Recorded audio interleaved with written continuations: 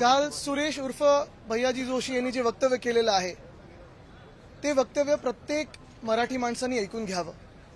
कारण एकंदर आपण भाजपची गेल्या काही वर्षांमध्ये भूमिका पाहिली तर महाराष्ट्राचा अपमान, महाराष्ट्राच्या महापुरुषांचा अपमान, मराठी भाषेचा अपमान हे सातत्याने करत आलेले आहेत. आत्ताच आम्ही ऐकत होतो खूप निवडणुकीच्या आधी वगैरे आणि लगेच नंतर अभिजात भाषेचा दर्जा आम्ही दिला असं फडणवीस साहेब आम्हाला सांगत होते. सगळीकडे त्यांनी सेलिब्रिटीना वगैरे ट्विट करायला लावलं.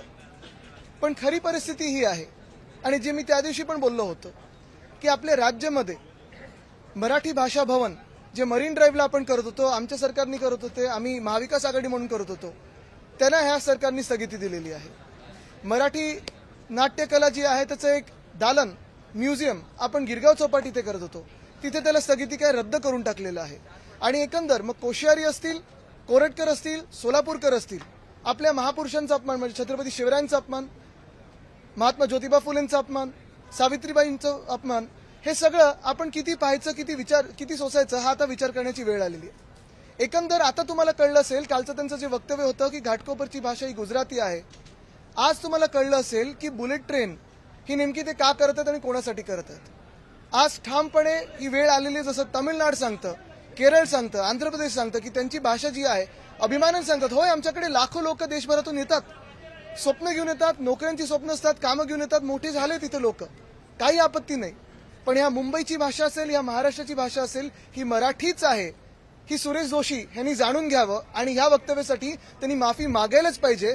अन्यथा जसं अबू आझमीवर आम्ही कारवाई मागत आहोत, जशी कोरटकरवर मागत आहोत, सोलापूरकरवर मागत आहोत, तशी सुरेश जोशी यांच्यावर देखील म्हणजे भैयाजी जोशीवर देखील कारवाई ही झालीच पाहिजे. ह्याच्यावर आम्हाला महाराष्ट्राचे जे मुख्यमंत्री आहेत जर ते खरोखर या मातीचे असतील, जर खरोखर महाराष्ट्राचे मुख्यमंत्री असतील आणि आपले हित बघत असतील, त्यांचं वक्तव्य काय, त्यांचं उत्तर काय ह्याची आम्हाला अपेक्षा आहे.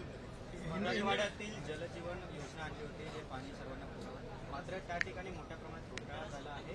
कारण निकृष्ट दर्जाची कामं अद्याप पूर्ण झाली नाहीत. पाण्यावर मराठी भाषेबद्दल तुमचा विषय संपले का? यावर उत्तर देताना उडीची उत्तरं दिलेली आहेत. काल पण मी सांगितलं होतं टपोरी भाषा, मवालीपणा आत दाखवायचा आणि गुलाबराव पाटील हे जसं काल बोलत होते म्हणजे एक वक्तव्य केलं की ह्यांच्याच बापांनी मला मंत्री बनवलं आणि ते वक्तव्य म्हणजे त्यांनी मान्य केली की माझ्या वडिलांनी त्यांना मंत्री बनवलं. तरी त्यांचं मन बघा किती काळ आहे, तरी ते पळून गेले होते. का? त्यांचा घोटाळा काय होता जे आम्हाला वर्षा बंगल्यात सांगितलं त्यांनी जगजाहीरपणे सांगावं. पण हेच सगळे पाईपलाईन कुठच्या नळातून काय त्यांच्या घरी येतं गुलाबराव पाटीलनी सांगावं.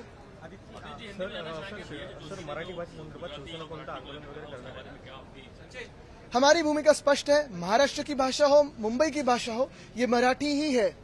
हमारे राज्य में बहुत सारे राज्यों से लोग आते हैं, बसते हैं, सपने लेके आते हैं, उनका योगदान होगा, बड़े हो जाते हैं, सभी का स्वागत है. लेकिन इस भूमि की भाषा, इस मुंबई की भाषा, इस महाराष्ट्र की भाषा मराठी ही है. जैसे तमिलनाडु की तमिल है, कर्नाटक की कन्नड़ी है.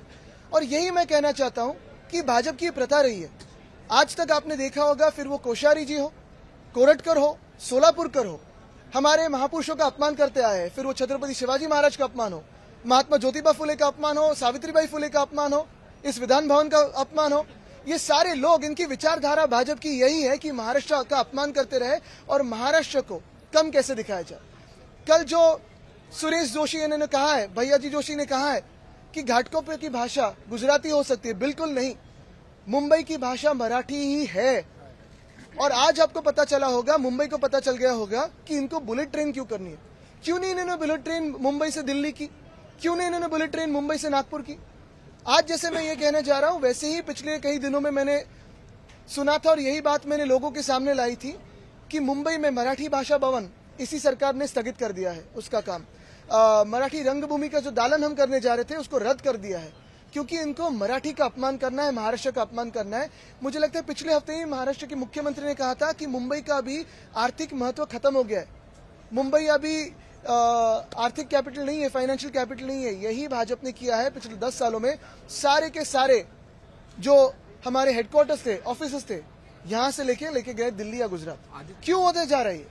क्या विधानसभा में इस मुद्दे को उठाएंगे आदित्य जी? बिल्कुल. लेकिन भाजपा अगर आप देखिए तो इस पे चिड़ी चुप करके बैठा है. क्यों नहीं महाराष्ट्र के मुख्यमंत्री बोलते हैं?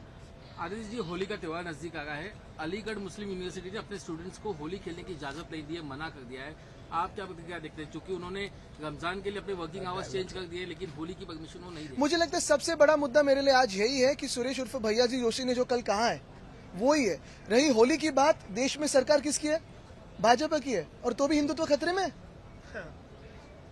आदित्य जी, महाराष्ट्र में चल क्या रहा है, क्योंकि बजट सत्र शुरू हो गया है और ऐसे में चल क्या रहा है? फॉग चल रहा है। भैया जी जोशी हो या फिर अबू आजमी हो, जिस तरह से भाषा का वापर कर रहे हैं। देवेंद्र फडणवीस कल खुद बोले कि हाँ, हम अबू आजमी जी को जेल में डालेंगे। क्या आपको लगता है कि सच में ये होगा? बिल्कुल, जैसे अबू आजमी की मांग हम 2 दिनों से कर रहे थे, भाजपा ने 2 दिन लगाए उनको सस्पेंड करने में, और क्योंकि यही भाजपा की बी टीम है और ये सत्य है, वैसे ही अगर जैसे अबू आजमी पे कार्रवाई होनी चाहिए और हम ये तो मांग करें जेल में डालिए, नो प्रॉब्लम, डालना ही चाहिए। जो भी औरंगजेब की प्रशंसा करेगा उस पर कार्रवाई होनी ही चाहिए। वैसी ही सजा जो छत्रपति शिवराय का अपमान करेगा और जो महाराष्ट्र का अपमान करेगा, जो मुंबई विरोधी होगा, जो मराठी विरोधी होगा, जो देश विरोधी होगा, उस पर भी होनी चाहिए। तो क्या सुरेश जोशी पे कार्रवाई होगी? क्या कोरटकर पे कार्रवाई होगी? क्या सोलापुरकर पे कार्रवाई होगी? एक सोलापुरकर को बचाने के लिए, एक कोरटकर को बचाने के लिए अबू आजमी को इन्होंने एक्टिवेट कर दिया है। पर आप बोल रहे हैं कि बी टीम है, तो कैसे? बहुत खतरनाक विजुअल आया, बहुत वायरल हुआ है, जिसमें दिख रहा है कि लॉ एंड ऑर्डर कहीं ना कहीं कोलैप्स होना। आप देखिए, मुंबई में हो, महाराष्ट्र में हो, मैन्युफैक्चरिंग की क्या स्थिति है अभी, जॉब्स की क्या स्थिति है, महंगाई की क्या स्थिति है, यही जो सोशल अनरेस्ट है उसकी क्या स्थिति है, क्राइम्स की क्या स्थिति है, और ये सारी स्थितियों को छुपाने के लिए, उस पर पर्दा डालने के लिए ये सारे वक्तव्य किए जा रहे हैं, क्योंकि हम इसी में उलझे रहे, हम इतिहास में उलझे रहे। भविष्य की ओर देखिए ना, जो अभी की परिस्थिति है उसकी ओर देखिए ना, इसलिए भाजपा हमें भूतकाल में उलझा रही है। आदित्य जी, आपने कहा कि अबू आजमी जी बी टीम है, तो जिस प्रकार से बयान आया कि उनको जेल में डालेंगे, तो ये सिर्फ बयानबाजी है, दिखावा, या सच में कुछ होने वाला है? मैं महाराष्ट्र के मुख्यमंत्री को यही पूछना चाहता हूं, अबू आजमी तो उनको सजा तो हुई है, और देनी है और दीजिए, लेकिन कल जो सुरेश जोशी ने कहा है, भैया जी जोशी ने कहा है, उनको कुछ सजा मिलने वाली है? जो कोरटकर ने कहा है, जो सोलापुरकर ने कहा है, उनको कोई सजा देने वाले? आज यही सवाल महाराष्ट्र पूछ रहा है कि आज महाराष्ट्र का अपमान हो रहा है, मराठी का अपमान हो रहा है, मुंबई का अपमान हो रहा है, मुंबई का महत्व कम किया जा रहा है। देश में अगर आप देखें तो बहुत सारे राज्यों में जब मैं जाता हूं तो उनको भी यही लग रहा है कि सिर्फ एक ही राज्य को प्राधान्य दिया जा रहा है, वो है गुजरात, बाकी सारे राज्यों को पीछे छोड़ा जा रहा है। तो आज महाराष्ट्र के मुख्यमंत्री सुरेश उर्फ भैया जी जोशी पे कुछ बोलेंगे या नहीं, सोलापुरकर पे कार्रवाई करेंगे या नहीं, कोरट पर कार्रवाई करेंगे या नहीं, आज यही सवाल है। धन्यवाद। एक प्रश्न एबीपी माझा, उघडा डोळे बघा नीट।